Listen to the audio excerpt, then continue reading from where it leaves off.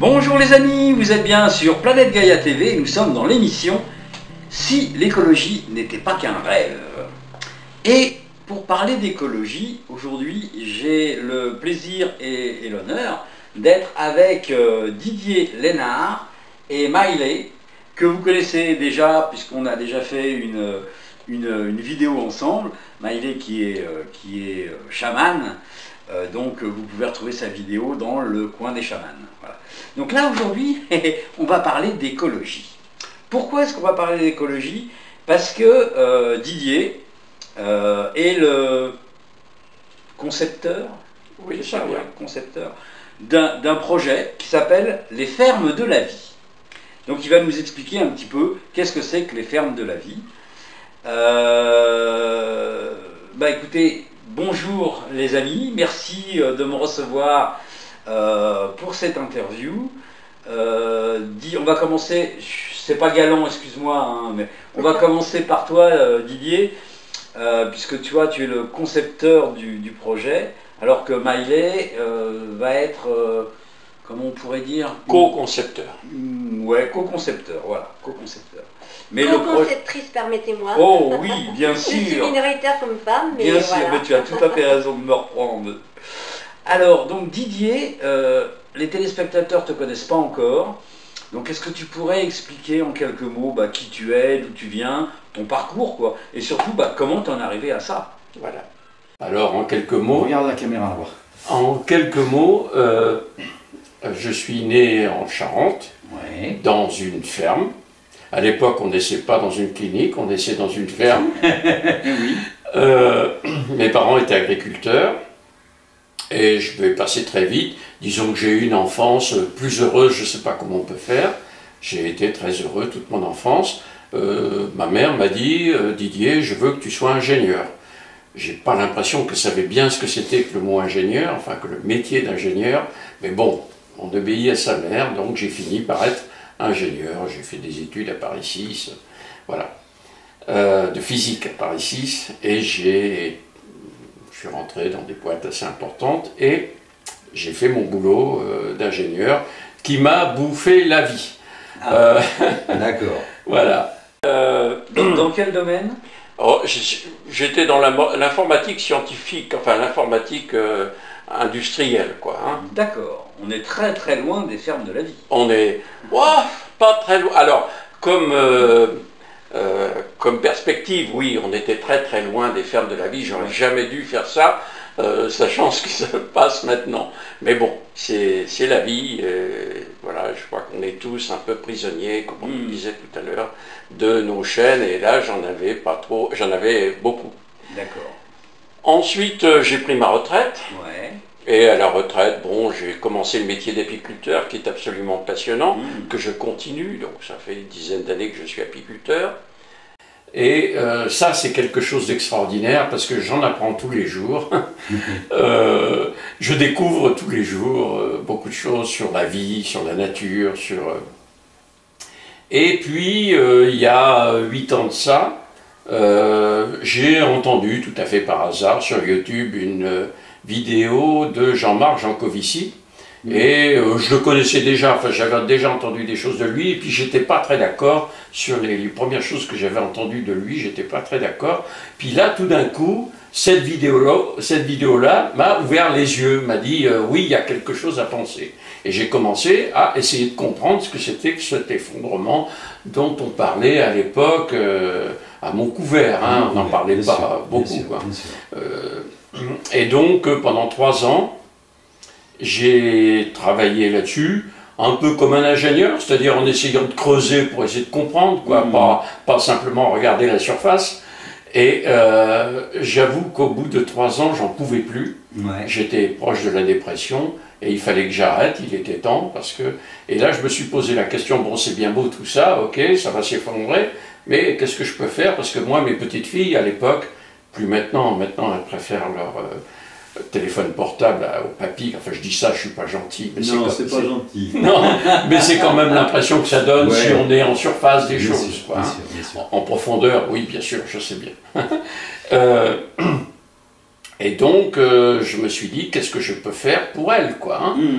parce que, bon, en écoutant tous les papes de l'effondrement, Pablo Servigne, Jean-Marc Jancovici, Arthur Keller, enfin à l'époque on n'entendait pas Arthur Keller, mais plein d'autres, Aurélien Barraud, enfin etc. Tous ceux qui, et Yves Cochet, qui est le plus, à mon avis, le précurseur de toute cette lignée de gens intelligents, brillants, qui parlent de l'effondrement. Moi je me suis dit, bon, l'effondrement, j'en peux plus. Donc je vais bosser sur une solution pour faire face à l'effondrement. Et ça m'a pris 4 ans pour arriver à une solution cohérente, globale, qui va suffisamment loin pour dire on peut commencer et ce qu'on ne sait pas aujourd'hui, ben, on le trouvera demain. D'accord. Hein?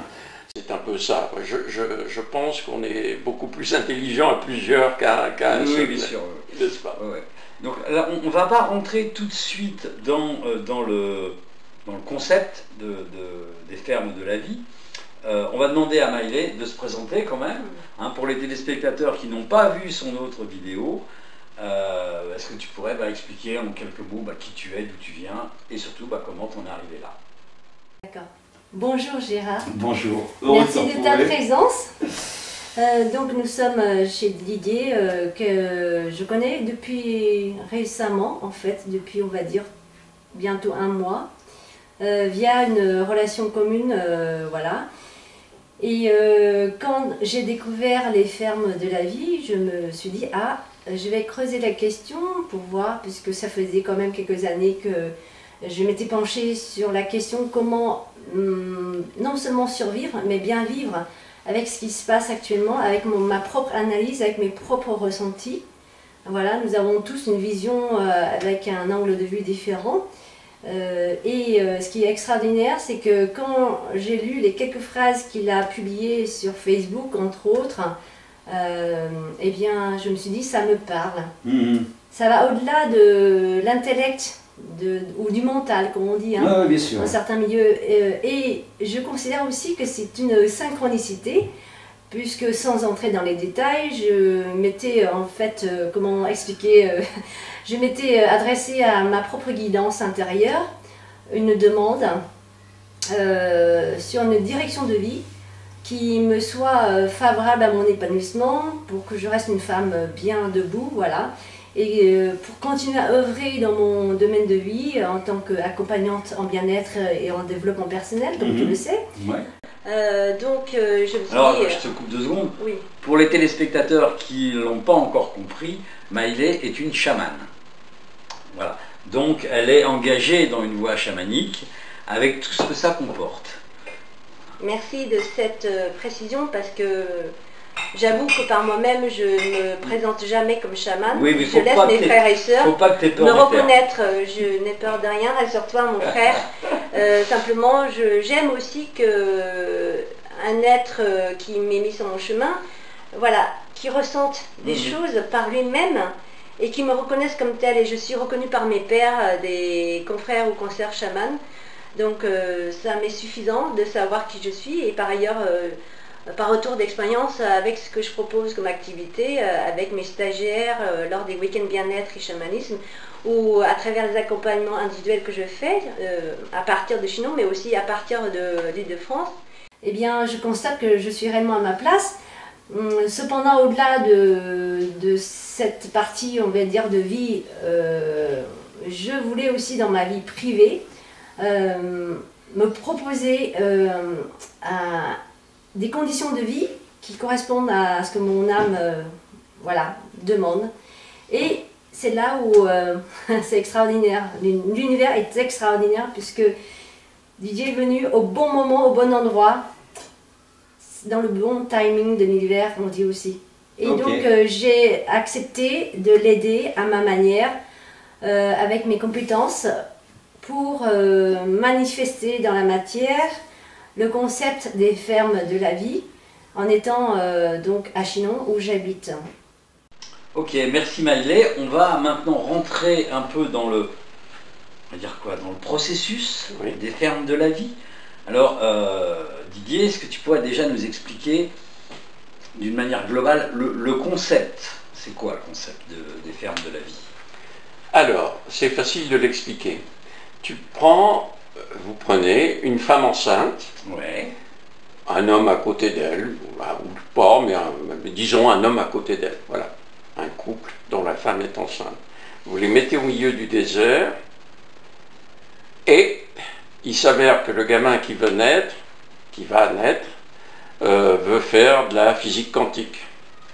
Voilà, ben, vous avez un sacré nombre de problèmes à résoudre.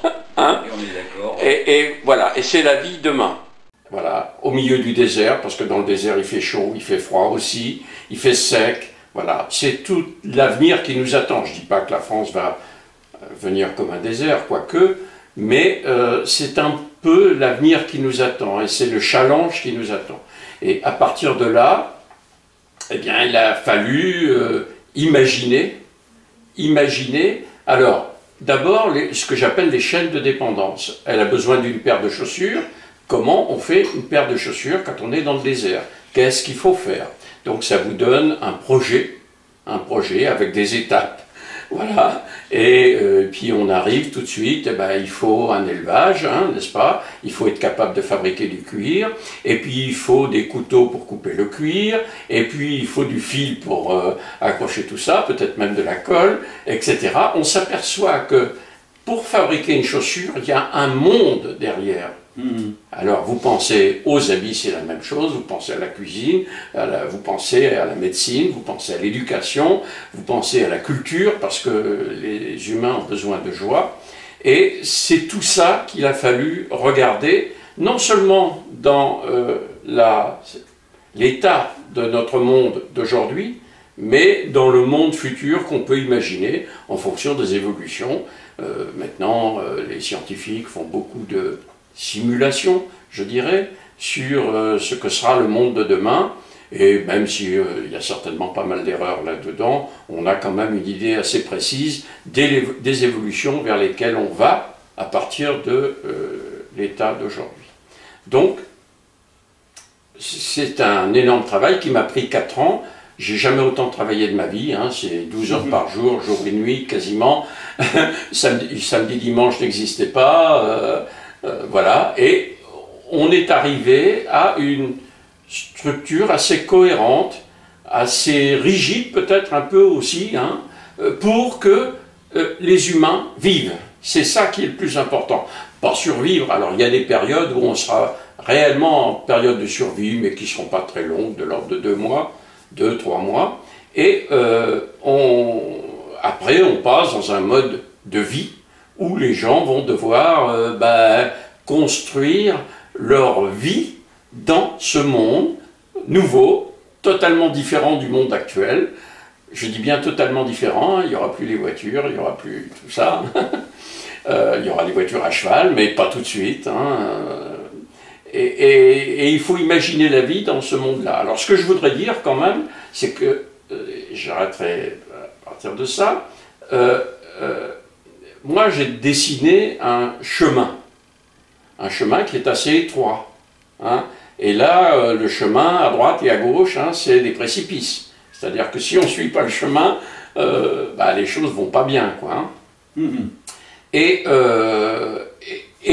il faut que ce chemin donne une perspective aussi ambitieuse que ce qu'on peut imaginer aujourd'hui. Et je dirais peut-être même plus ambitieuse, en ce sens qu'on vit aujourd'hui dans un monde de mécanique. Alors certains vont me dire c'est de l'électronique, mais moi qui sais ce que c'est un peu que l'électronique au fond, c'est de la mécanique. Hein. C'est de la mécanique. D'ailleurs, aujourd'hui, on perçoit l'humain comme de la mécanique. Hein. C'est des réactions chimiques qui s'enchaînent les unes les autres, alors que dans l'humain, et d'ailleurs dans toute chose vivante, on découvre toujours des choses nouvelles. On découvre que les arbres se parlent, n'est-ce pas? Bien sûr. Hein? Et on n'a fait que commencer, en fait. Hein. L'ignorance est des millions de fois plus grande que la masse de connaissances qu'on a pu développer.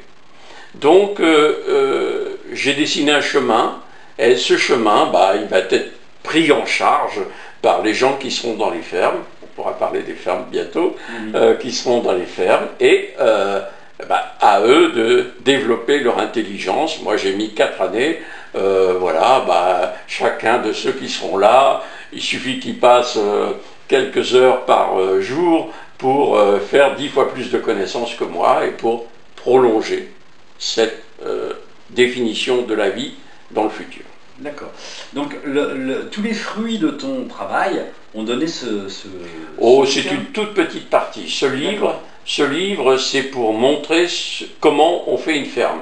Si tu veux, une ferme toute seule, ça ne marche pas. Une ferme toute seule, ça ne marche pas. Il faut environ 30 à 40 fermes par département pour que l'ensemble constitue ce que j'appelle, quand je peux me permettre d'être empathique ou de faire des envolées, c'est la civilisation, c'est la future civilisation. Alors il y aura certainement d'autres choses ailleurs avec des ressources de vie, etc. Je ne sais pas, puis j'en connais pas de sérieuses, j'entends, mais ça doit certainement exister.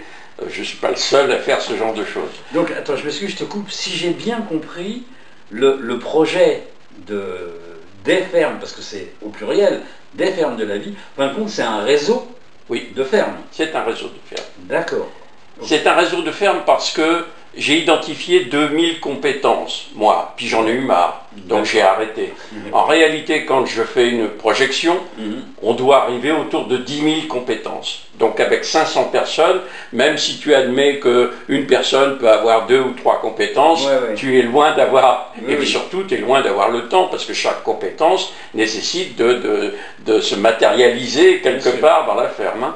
Et donc, pour faire 10 000 compétences, il faut que ces compétences soient réparties dans des fermes. En plus, il y a des conditions, je dirais, géographiques. Pour faire du cuir, tu ne peux pas le faire chez moi ici. Il faut aller le faire près d'une rivière. Enfin, il y a des conditions qui font qu'il y a des endroits où on aura de l'énergie, comme les moulins à eau, quoique l'eau, il faut se méfier beaucoup de la quantité d'eau disponible qu'on va avoir. Bon, il y aura du vent. Si on met une ferme dans un creux, on n'a pas beaucoup de vent. Si on met une ferme sur une colline, on aura plus de vent. Enfin, beaucoup de conditions comme ça. Donc, en fait, il faut 30 à 40 fermes par département, parce qu'il faudra circuler quand même. Je prends un seul exemple. Si tu permets, on entre un petit peu dans les détails. Oui, tout à fait. Je prends un seul exemple. Il faut qu'on fasse des conserves. Hein, il faut qu'on fasse des conserves, et nous, dans une ferme, on ne fait pas un petit peu de conserves. Moi, ma mère, quand elle était pendant la guerre, elle avait 1 an de nourriture d'avance. D'accord. Hein, les haricots dans les bouteilles, etc. C'était quelque chose de fabuleux. Dans la ferme, il faudra aussi avoir 1 an de conserve d'avance. Le problème, c'est qu'on n'a pas d'énergie. On ne peut pas dire on va faire bouillir des pots dans lesquels on a mis des légumes ou des choses comme ça. Donc en fait, il y a une méthode pour ça, c'est la lactofermentation. Mais cette méthode nécessite du sel. Bien sûr. Et il faut beaucoup de sel pour faire beaucoup de conserves. Bien sûr. Donc on s'aperçoit que chaque ferme va devoir être connectée quelque part sur le bord de la mer pour recevoir sa quantité de sel. Et que sur le bord de la mer, il faut des fermes qui fassent du sel. Tu vois, c'est toute une organisation très très importante qui se met en place. D'accord. Mais tout ça, ça va quand même coûter énormément. Ça coûte rien. Il n'y a pas d'argent dans les fermes. Il n'y a pas d'argent. C'est plus possible. On n'a pas l'énergie. On n'a pas l'énergie pour gérer la monnaie, gérer ces choses-là. Actuellement, on fait un peu n'importe quoi avec la monnaie, mais bon, c'est quand même énorme, ces structures financières et tout ça. Et nous, c'est pas possible. L'argent, ça donne des valeurs aux choses. Or, quand on est en train de préserver la vie, toutes les choses ont la même valeur. Le cordonnier qui te fait ta chaussure, il a le même pouvoir sur toi que le chirurgien cardiaque qui va t'opérer. Bien sûr, il y en a un qui a dû apprendre pendant longtemps, l'autre qui a appris sur le tas, mais tous les deux ont la même passion de leur métier. Bon, alors il y a certains s'en foutent, ils font ça pour des... Mais en gros, le cordonnier, s'il est cordonnier, surtout dans le futur où ce ne sera pas une question d'argent, puisqu'il n'y aura pas d'argent, s'il fait cordonnier, c'est parce qu'il aime son métier, qu'il aime faire de belles chaussures solides, etc. Et le chirurgien cardiaque, c'est parce qu'il aime aussi, quoi. Donc, alors ça, c'est évidemment, là on attaque des choses qui vont très loin, qui bousculent beaucoup notre intellect, notre habitude. Il n'y a pas d'argent dans les fermes. Alors au départ, tant que cette civilisation existe, on aura besoin d'un peu d'argent. Ben oui. Donc on demande on demande de l'argent. On demande à tous les gens qui peuvent payer, parce que dans les fermes de la vie, ça fait partie des valeurs que tu aimes bien, il n'y a pas de discrimination. Du moment que tu es un humain, tu as le droit d'être dans une ferme de la vie. Donc on demande une cotisation de 30 € pour une personne seule, de 50 € pour une famille, plus 10 € pour les enfants.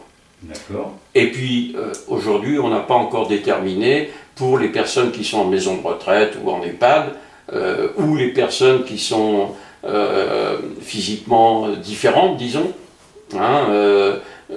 Il y a aussi une cotisation qui pourrait être plus importante, et là il faut qu'on étudie. Je n'ai pas pu étudier tout ça. Mais tous ces gens-là viennent aussi dans la ferme.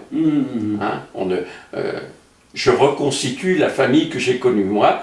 Dans ma famille, moi j'avais mes grands-parents qui vivaient dans la ferme avec nous, quoi. D'accord. Et moi j'ai parlé pendant des jours et des jours à mes grands-parents. Et moi je veux que ça, j'imagine que ça ne peut pas être autrement. Sinon c'est une famille, si elle ne prend pas sa mère qui est dans un EHPAD, elle est condamnée à mort. Oui, non, mais tout à fait, oui. Et quand quelqu'un signe, quand une famille vient signer dans une ferme de la vie, pour dire je serai dans la ferme de la vie, il faut quand même qu'elle réfléchisse que tous ceux de sa famille qu'elle n'intègre pas avec eux, ils vont mourir. Oui, bien sûr. On en revient au concept de la tribu. Voilà. Moi qui suis un vieux Gaulois, Oui. on en revient au principe de la tribu. Je crois que c'est simplement...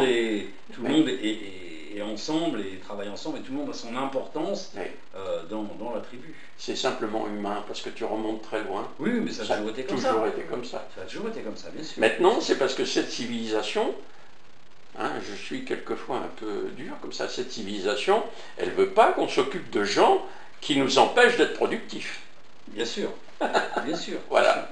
Voilà. Alors que bon, dans les fermes de la vie, il faudra aussi être productif. Si vous êtes chargé de cultiver les carottes, il faut cultiver les carottes. Bien sûr. D'accord.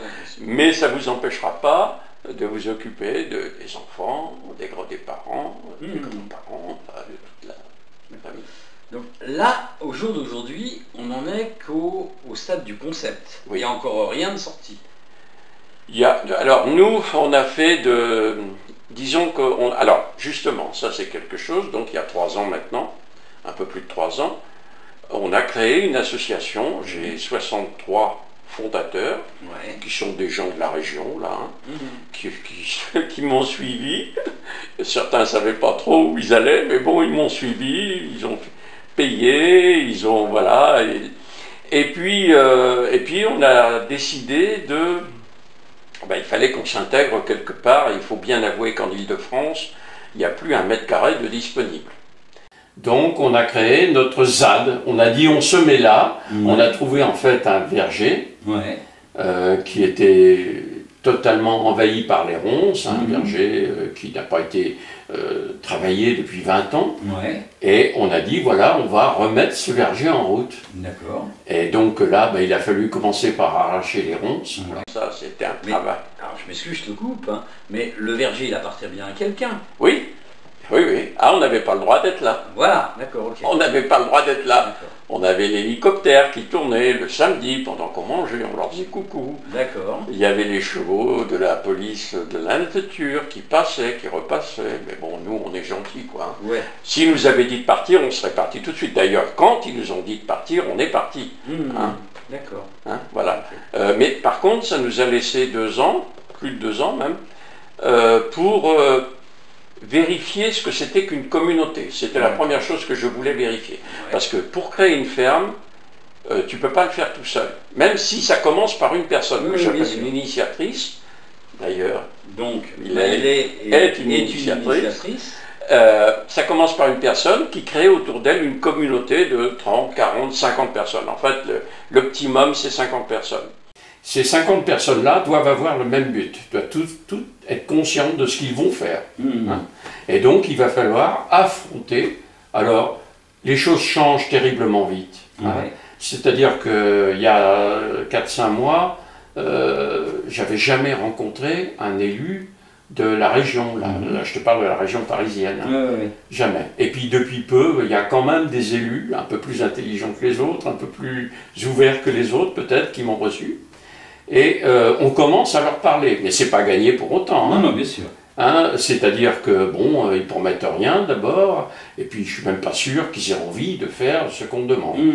On s'aperçoit quand même qu'en province, on a beaucoup plus d'écoute qu'en Île-de-France. Et de toute façon, ça commencera par la province. Hein, oui. Ça me paraît ça évident. commencera malheureusement pas par chez nous. Et c'est dommage parce que le temps presse, quoi.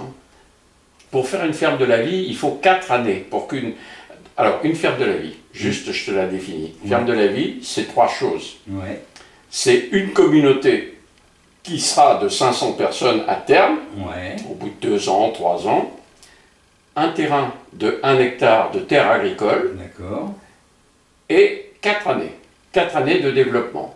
Et ces 500 personnes, ben aujourd'hui, ils travaillent, ils sont occupés, quoi, ils ont tous plein de choses à faire. Quoi, hein. Donc petit à petit, il faut qu'ils comprennent que c'est bien ce qu'on fait dans les fermes de la vie. Non seulement c'est bien, mais c'est très agréable. C'est peut-être ça que je voulais te dire. Donc nous, on a travaillé dans la ZAD, ce qu'on appelle la ZAD, donc ce verger. Et le samedi, on faisait ce qu'on appelle le barge espagnol. Hein, chacun amenait une tarte, une quiche, un plat quelconque.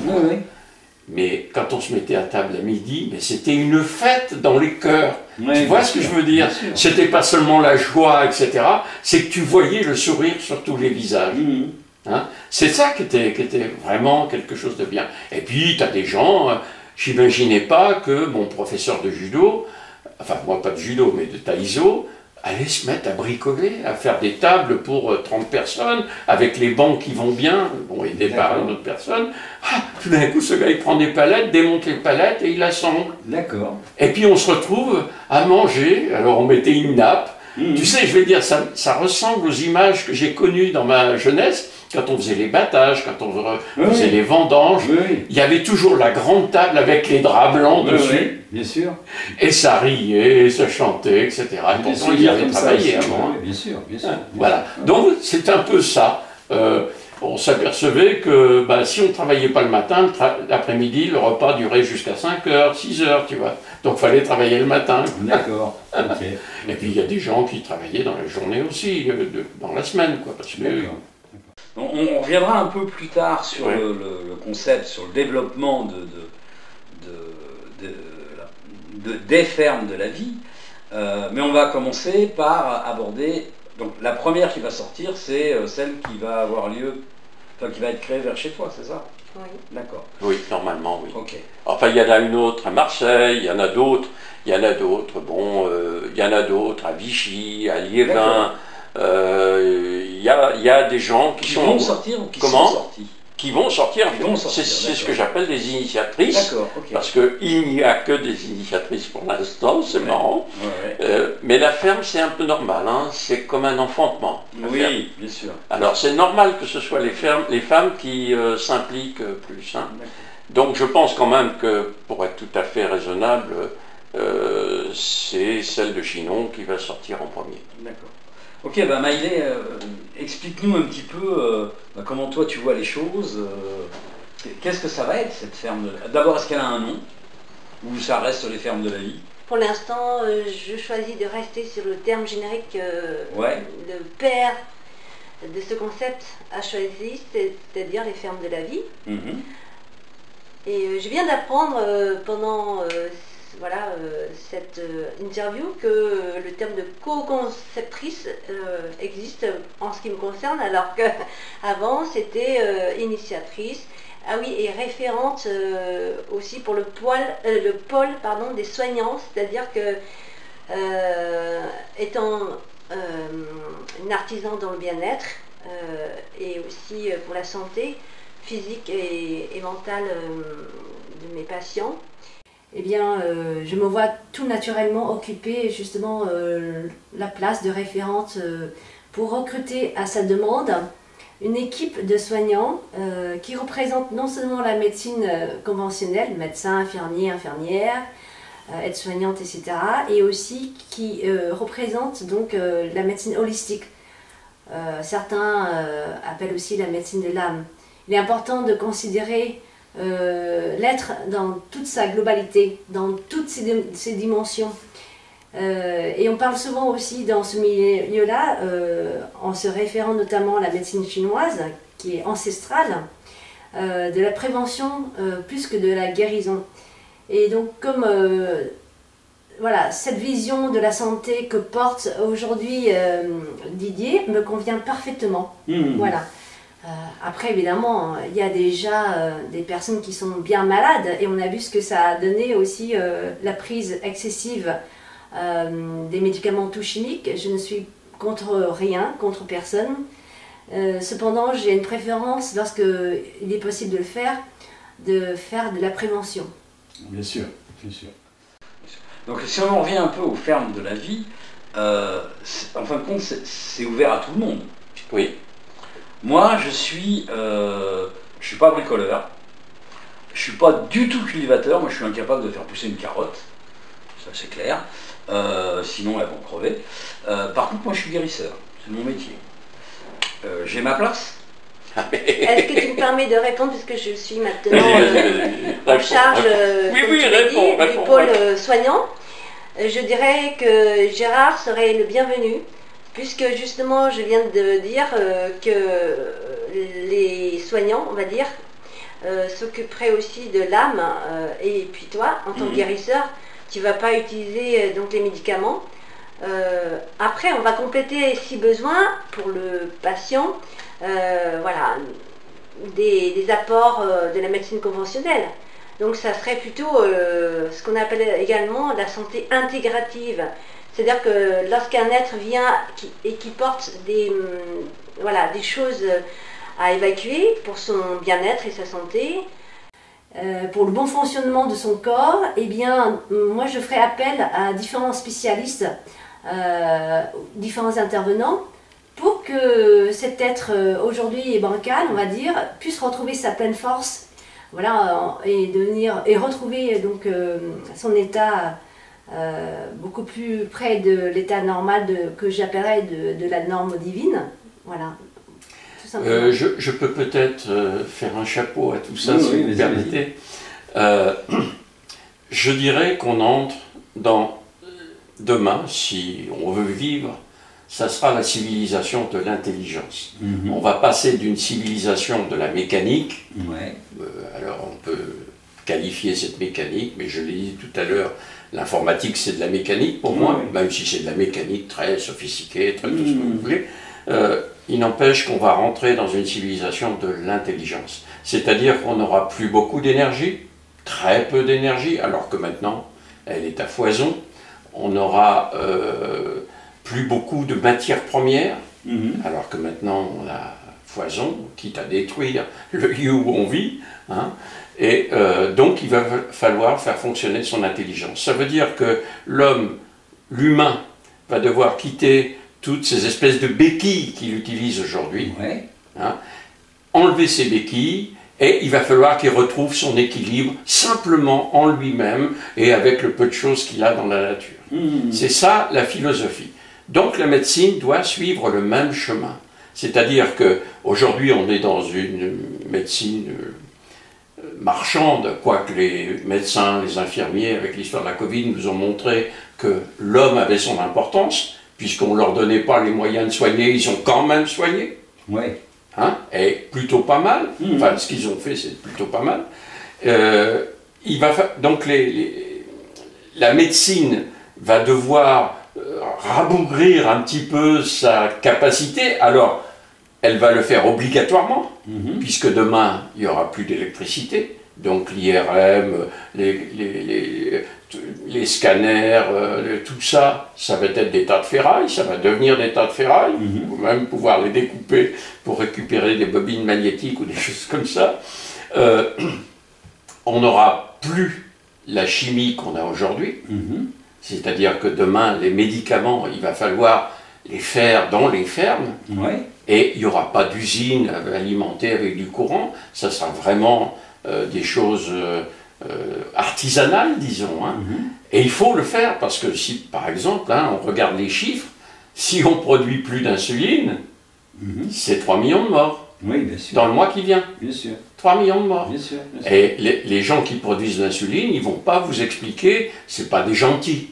Ils ne vont pas nous expliquer à nous comment fabriquer de l'insuline. Bien d'accord. Donc, et ça c'est le rôle que j'attribue à Mireille, c'est il faut qu'elle, non seulement elle recrute des soignants au sens général du terme, mais il faut qu'elle recrute tous les spécialistes qui vont être capables de fabriquer des médicaments absolument indispensables. Il nous faut des antiviraux, il nous faut des antibiotiques, il nous faut tout ça.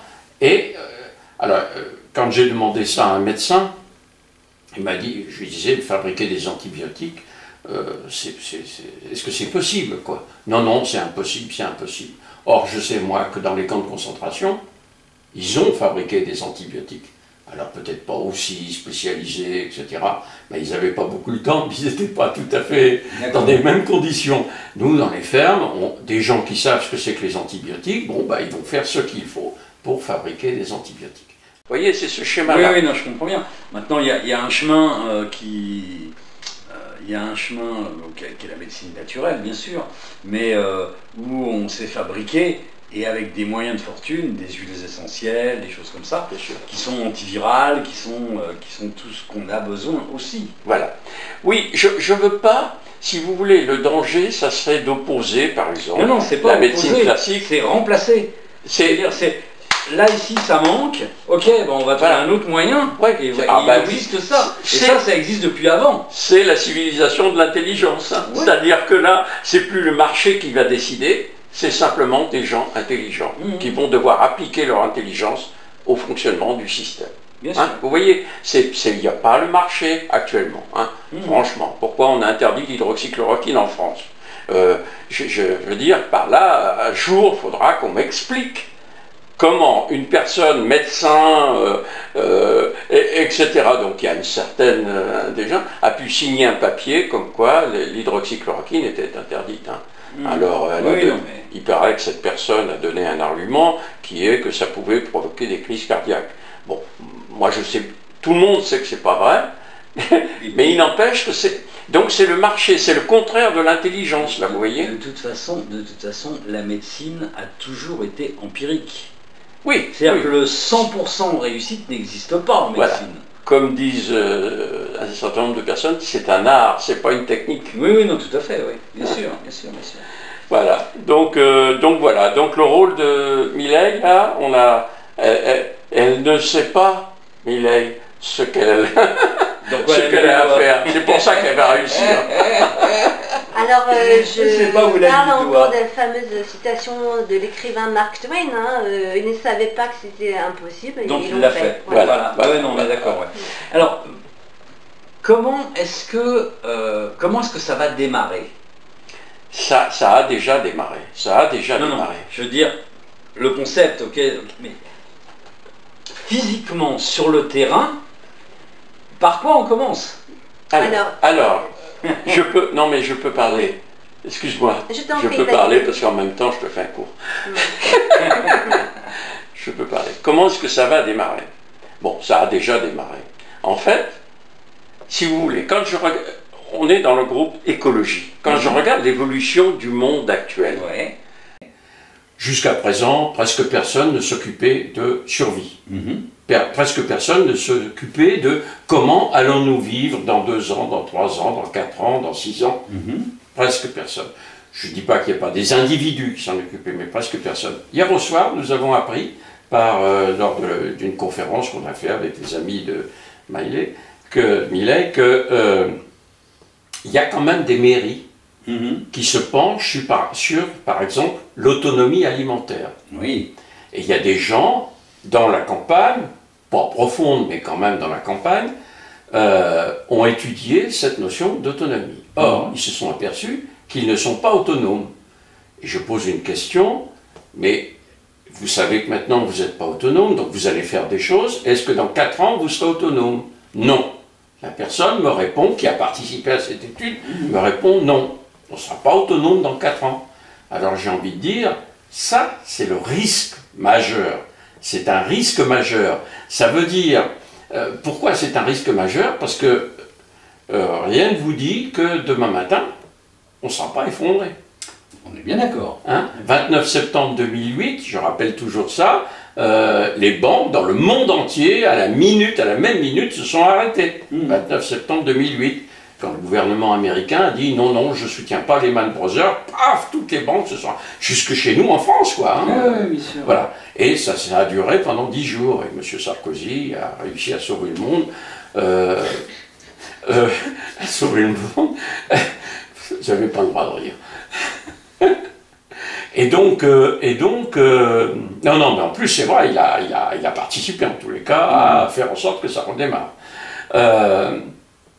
Donc, si vous voulez, aujourd'hui, ce qui se passe, moi je vois plein de gens brillants. J'ai vu par exemple une sénatrice des Vosges dire voilà, il faut vraiment qu'on étudie, il faut qu'on investisse des millions pour savoir comment on va faire face à ça. C'est peut-être la bonne voie, j'en sais rien. Mais là, il faut avoir du temps, de l'argent, des scientifiques qui se penchent là-dessus, et pour l'instant, il n'y a personne qui se penche là-dessus. Alors, il y a un certain nombre de groupuscules, je vais les appeler comme ça, parce que je ne veux pas être méchant, de groupuscules qu'on appelle des survivalistes, qui s'intéressent à ça. Le problème, et c'est là, à mon avis, qu'il y a un risque, c'est que 80, voire même 90% de ces groupuscules sont récupérés par l'extrême droite. Ce sont des fachos. Oui.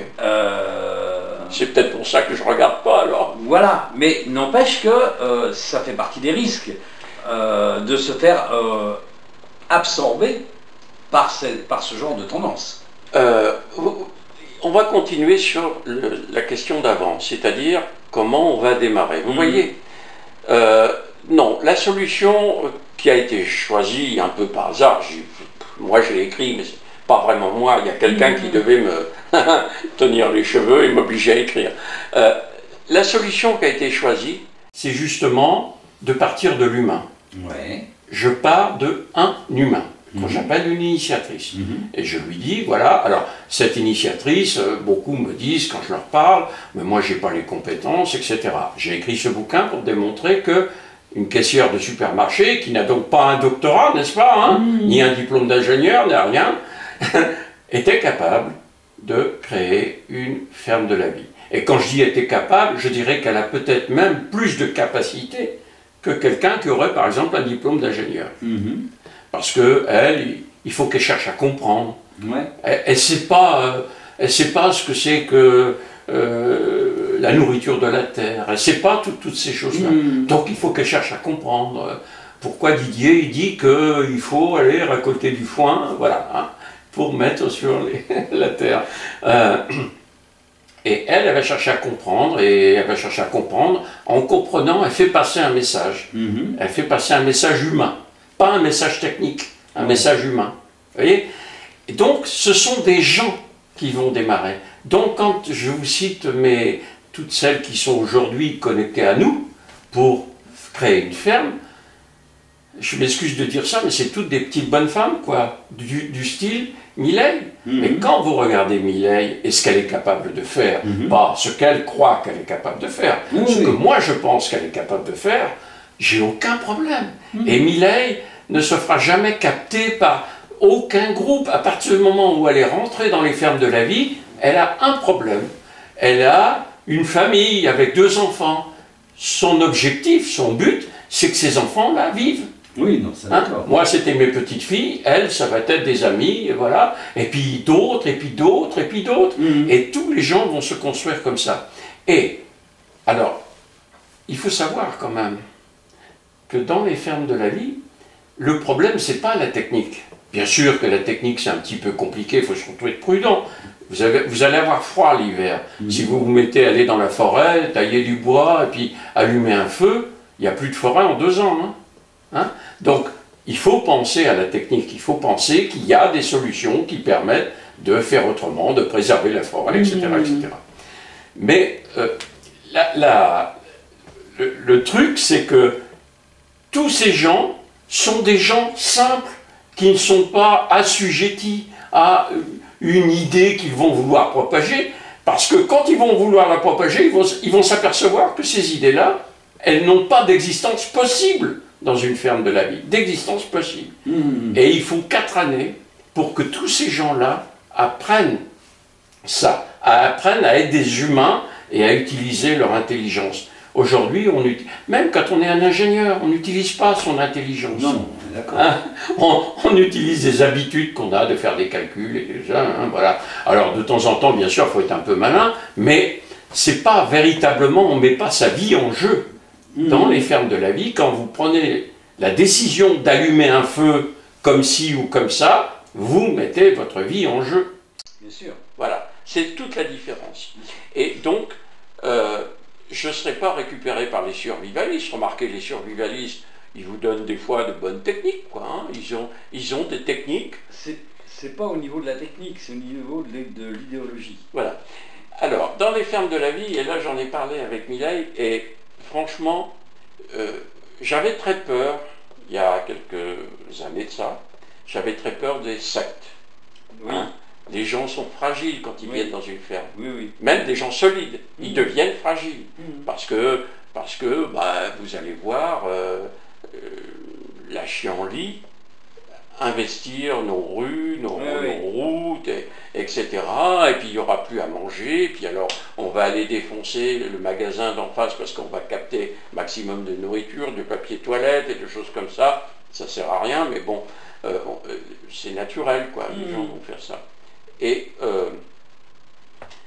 mince, j'ai loupé le film. Et donc, j'ai loupé le film. Non, tu parlais en fait de l'écueil, et si j'ai bien compris, de l'écueil éventuel de tourner ça en secte par...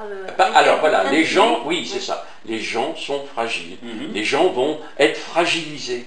Et d'ailleurs, si je compte un peu sur Mireille et ses frères ou sœurs, c'est aussi un peu pour ça. On a besoin, nous, de prendre des humains d'aujourd'hui qui doivent sortir de leur monde où ils sont coucounés. Ils ont la télé pour s'occuper l'esprit, ils ont le téléphone portable, 2 ou 3 amis qui ne sont pas vraiment de vrais amis, mais quand même des amis avec lesquels on peut boire un coup. Il va falloir les sortir et leur dire maintenant vous allez vous occuper de la vie. L'enfant qui court là, il faut que vous vous en occupiez, c'est aussi votre enfant. Bien sûr. C'est aussi, même si vous ne l'avez jamais vu, c'est aussi votre enfant. Voilà, vous devez vous en occuper. Le vieillard qui a besoin qu'on pousse à l'ombre sa charrette parce que le soleil arrive sur lui, c'est aussi votre père ou votre mère. Voilà, ça c'est extrêmement important. Et ça, il faut un certain temps pour l'apprendre. Quand je vous raconte que on mange, on est ensemble, on rit, on est heureux, mais en fait, on apprend tout ça quand on est ensemble. On apprend tout ça, on échange, etc. Et là, le rôle de l'initiatrice, c'est de tout d'un coup lancer une phrase, alors comment va votre grand-mère, etc. Et c'est parti, on parle. Bien sûr. Voilà. Bien sûr. Ah, je voudrais qu'on revienne un peu à des choses plus concrètes. Parce que là, tout ça, on est dans le concept qui évolue et c'est génial, on apprend plein de choses. Mais concrètement, Maëlée, tu démarres comment? Alors, est-ce que tu as déjà trouvé un terrain? Comment est-ce qu'on a le terrain? Ça démarre comment? alors, je viens tout juste, comme je disais, de découvrir Didier et son concept. Mais d'ores et déjà, hier, nous avons donné tous les deux une première présentation en visioconférence où j'ai pu, contre toute attente, réunir, on était 29 en tout, mais j'ai constitué en fait une 50aine de personnes qui se sont jointes à moi sur un groupe de discussion que j'ai créé. Et ce sont des hommes, des femmes, jeunes ou moins jeunes, qui ont aussi porté une réflexion sur le devenir de leurs enfants, de leur famille aujourd'hui.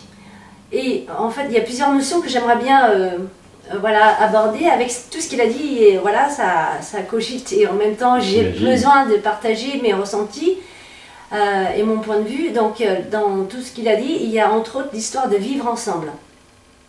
Le vivre ensemble, pour moi, c'est un paramètre vraiment indispensable.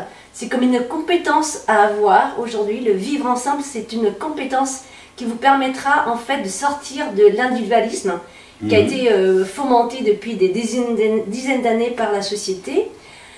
Et aussi, il y a la notion de l'intergénération. Et ça, il a dit, et je suis d'accord avec lui, que ça s'apprend. Oui. Or, d'où je viens... Ça se réapprend. Comment? Ça se réapprend. Parce Ça qu'on se l'avait réapprend. avant. Oui, exactement. Et au préalable, on se doit de désapprendre certaines choses. Donc, moi, je suis en France, mais je suis née voilà, dans l'Asie du Sud-Est. On dit aussi que je viens du pays du soleil levant, où il est notoire que dans une famille, il y a plusieurs générations. Tu as grand-père, grand-mère, même arrière-grand-père, arrière-grand-mère, qui vivent avec les petits-enfants ou arrière-petits-enfants. Et entre deux, tu as les adultes. Et c'est quelque chose d'extraordinaire que je trouve pas très courant en France, depuis que j'habite ici en France depuis 40 ans. Souvent, c'est les EHPAD, les maisons de retraite, où on pose comme un paquet comme ça, pardonnez-moi de parler comme ça, voilà, les personnes âgées qui finissent seules. Et pour moi, c'est triste, je dirais. Alors qu'en Afrique, en Asie, nous accueillons nos ancêtres et grâce à ça, ils côtoient donc les enfants auxquels ils transmettent leur savoir, leur sagesse. Moi, ce qui m'intéresse aussi dans le concept, Gérard, dans ce concept-là de ferme de la vie, c'est qu'on retourne, si tu veux, aux origines, à nos racines aussi. Grâce à ce concept, parce que les parents, les arrière-grands-parents représentent nos racines. Bien sûr. Nos lignées paternelles et maternelles. Nous venons tous de quelque part. Mais si nous ignorons ou si nous méconnaissons nos origines, nos racines, alors c'est quoi? C'est comme un arbre tronqué de ses racines. Et vous savez ce que ça donne, hein? Oui, non, la nature nous renseigne là-dessus. Il suffit d'observer la nature, un arbre, comment il croît, à quelle partie où se situe sa nourriture. Oui, non, bien sûr. Maintenant, tu sais, dans les campagnes gauloises, parce que je n'arrête pas de le dire, moi je suis gaulois et on vit en Gaule. Tu as raison. Dans les campagnes gauloises, avant, juste après la guerre, juste après la dernière guerre, c'était encore comme ça. Oui, absolument. Moi, j'ai navigué dans un certain nombre de familles d'accueil quand j'étais gamin, mais c'était des familles, il y avait 10, 12, 15 personnes. Et il y avait le grand-père, il y avait la grand-mère, il y avait toute la tribu qui était là, quoi. Et donc, c'est pas si vieux que ça. Ce n'est pas si vieux que ça. Je peux te donner un témoignage. Quand je suis arrivée en France il y a 40 ans, donc j'avais 9 ans. Et j'ai eu la joie et la chance de découvrir les vacances à la ferme, alors que je ne parlais même pas français à l'époque. Et ben, sans parler cette langue, j'ai pu recevoir et donner la joie partagée avec les enfants de la ferme. Et effectivement, il y avait plusieurs générations. Bien sûr. Et c'était super de dormir de temps en temps sur les bottes de paille, faire une sieste génial, dans la grange, oreiller avec les autres enfants qui m'acceptaient voilà, sans que je parle un mot de la langue française. Et on allait de temps en temps chercher le lait directement à la ferme d'à côté. Donc tout était frais. Bah oui. Et au Vietnam, moi j'ai vécu pas à la ferme, c'était au bord de la mer. Mais autour de moi, les poussins couraient. Hein, et tout était, on va dire, bio, sans porter le label AB. Oui, bien sûr. Donc, et aussi, ce qui m'intéresse dans son concept, c'est que à travers la mise en application ou la concrétisation de la ferme de la vie à Chinon, là, que je vise en premier lieu, c'est vraiment d'amener la sagesse ancestrale en m'inspirant des peuples premiers, ou des peuples autochtones, qui sont des porteurs, des gardiens de la sagesse ancestrale, pour injecter tout ce qui est bon, tout simplement, en Occident, à l'intérieur d'une ferme de la vie. Ça peut être ailleurs, hein, d'autres hommes, d'autres femmes ont d'autres concepts. tout aussi intéressant que celui des fermes de la vie, à Non, mon non, avis. ça c'est pas vrai. Bon, on va le En toute laisser, objectivité, voilà, on va le ce n'est laisser pas dans possible. son objectivité. En ce qui me concerne, c'est mon chemin de vie qui croise celui de Didier. Donc du coup, je me réjouis de pouvoir être une gardienne, si ce n'est pas la gardienne principale, puisque je serai l'initiatrice de la ferme de la vie à Chinon, de ces valeurs ancestrales. Voilà. Je pense qu'on va conclure, parce qu'on a déjà abordé pas mal de choses. Ouais. Il ne faut pas non plus donner trop d'informations à la fois, sinon les gens vont être paumés. Mais on va en refaire d'autres, des vidéos. Donc Planète Gaïa TV, se propose de vous accompagner sur ce chemin et de faire des vidéos au fur et à mesure de l'évolution du projet, parce que c'est un projet qui rentre parfaitement dans le cadre de ce qu'on fait. Et donc Planète Gaïa est prêt à vous accompagner. Merci. Très bien, merci beaucoup. Non, avec grand plaisir, sinon je ne le proposerai pas. Pour conclure, je vais vous laisser à chacun un petit temps de parole. Est-ce que vous avez un message, une idée, quelque chose à dire à nos téléspectateurs pour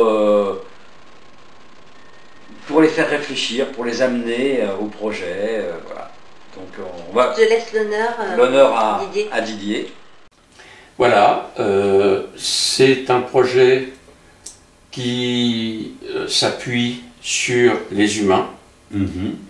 C'est un projet qui ne demande pas d'argent, qui ne demande pas d'investissement, qui vous apportera la joie et qui en même temps, et c'est peut-être ça le plus important, vous permettra de vivre alors que ceux qui ne se seront pas préparés ne pourront pas vivre dans les années futures. Alors je ne sais pas quand les choses graves vont commencer. J'ai envie de dire, oui, j'ai envie de dire que les choses graves ont déjà commencé. Y a plein de gens qui sont obligés d'aller chercher de la nourriture auprès des ONG aujourd'hui. Il serait mieux de fabriquer eux-mêmes leur nourriture, leur eau et tout ce qu'ils ont besoin, et ils peuvent le faire tout simplement dans les fermes de la vie, et ils auront une nourriture là extrêmement saine, extrêmement agréable. Donc ces gens-là viendront peut-être pas naturellement dans une ferme de la vie parce qu'ils sont enfermés, enchaînés, tout ce que vous voulez. Et donc c'est vous qui êtes un peu plus éveillés que les autres, qui devez prendre cette responsabilité de dire, eh bien voilà, je fais une ferme de la vie, c'est absolument passionnant. Vous voyez bien Mireille, elle n'est pas déprimée, elle est très belle. Je cache bien mon jeu. C'est absolument passionnant. C'est un service que vous... C'est accepter d'aider un petit morceau d'humanité à vivre, plutôt que de mourir, de le faire vivre. C'est ça la mission que vous allez vous assigner. D'accord? Et je pense quand même que... Alors je sais que dans notre monde, c'est un argument qui n'a aucune valeur. Faire vivre des gens, surtout des pauvres, n'est-ce pas? Ça n'a pas de sens. Bon, j'espère trouver, et j'en trouve, des gens qui vont dire que si, ça, c'est extrêmement important. Alors c'est peut-être pas vendeur, mais moi je suis pas vendeur. Je suis juste là pour parler avec mon cœur, dire ce que je ressens. Donc voilà, n'hésitez pas à nous contacter, c'est tout à fait facile. Contact, arrobas. Non, mais je vais venir là-dessus après. D'accord. Merci Didier. Maïlay. Alors, je dirais, vous qui nous écoutez, si vous souhaitez co-créer le nouveau monde avec nous, vous êtes les bienvenus. Alors, rassurez-vous, vous avez sûrement une ou plusieurs compétences à nous apporter, et je dirais que... Voilà, ce que je vous propose comme réflexion, lorsque votre petit enfant vous demandera, mon grand-père, grand-mère, qu'as-tu fait pour que j'ai aujourd'hui de l'eau pure et de la nourriture suffisante pour que je puisse manger? qu'est-ce que vous allez lui répondre, tout simplement. Avec des petites dos que nous sommes chacune, nous pourrons voilà, rassembler en un océan et même créer un tsunami pour emmener de bonnes choses, balayer ce qui ne doit plus être, tout simplement. Merci de nous avoir écoutés. Merci Maïlé. Chers amis, on arrive à la fin de l'émission. Vous avez l'habitude, hein, vous avez vu depuis le début de la vidéo, il y a une bande qui passe en dessous. Et dessus, vous avez toutes les informations de contact. Donc n'hésitez pas à contacter nos amis des fermes de la vie. Ils se feront un plaisir de vous répondre, directement ou indirectement. Vous pouvez aussi, bien sûr, nos vidéos sont sur YouTube, donc n'hésitez pas à liker, le pouce vers le haut. Plus on va avoir de j'aime, ben mieux ça sera. N'hésitez pas à partager, parce que plus on va avoir de gens qui vont visionner ces vidéos, ben plus ça va fonctionner. Si vous avez des questions, vous pouvez joindre ou Maïlé ou Didier par mail. L'adresse mail est dans le bandeau. Si vous mettez dans les commentaires sur YouTube une question, on transmettra à nos amis des fermes de la vie qui pourront vous répondre directement. Donc voilà, je crois qu'on a fait le tour de ce que je pouvais vous donner comme renseignement. Merci à tous les deux pour ce temps passé en votre compagnie. Et je vous dis à très vite pour la prochaine aventure qu'on va passer ensemble. Chers amis, l'émission est maintenant terminée et merci de ce partage. Au revoir, à bientôt. Merci, au revoir. Voilà les amis, l'émission est maintenant terminée. Alors j'espère que ça vous a bien plu. N'hésitez pas à faire un j'aime, le pouce vers le haut, de façon à nous montrer que vous êtes satisfait. Mettez-nous des commentaires, parce que d'abord ça fait toujours plaisir, et puis en plus ça nous permet d'améliorer nos vidéos. Faites-nous les réflexions qui vous semblent justes. Si vous avez des questions à poser à l'intervenant, posez-la, nous on va transmettre, il n'y a pas de problème avec ça. La règle, c'est bien sûr le partage. Plus vous allez partager, plus on sera connu. Plus on sera connu, plus on aura de soutien, et donc on pourra faire du travail de meilleure qualité encore. N'hésitez pas à aller sur la plateforme Tipeee, l'adresse est en dessous de la vidéo. La plateforme Tipeee, c'est notre plateforme de financement participatif, ce qui nous permet de pouvoir continuer, pouvoir exister, de changer notre matériel et de nous déplacer.